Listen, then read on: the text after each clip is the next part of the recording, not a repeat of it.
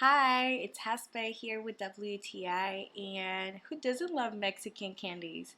I am a fan, and these are the Vallenito Sandia watermelon flavor Mexican candy from Jovy. And these ones are so good because something that a lot of Mexican candies have in common is that sweet and sour flavor.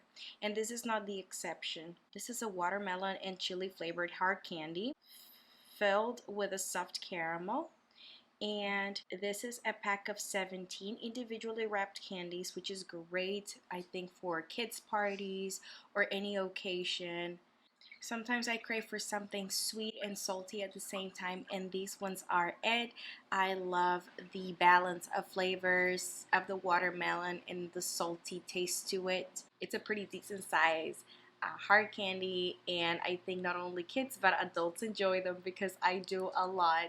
So if you guys are trying to find a typical Mexican candy that tastes like watermelon but also a little salty, this one is it. I highly recommend it, but that's just my point of view.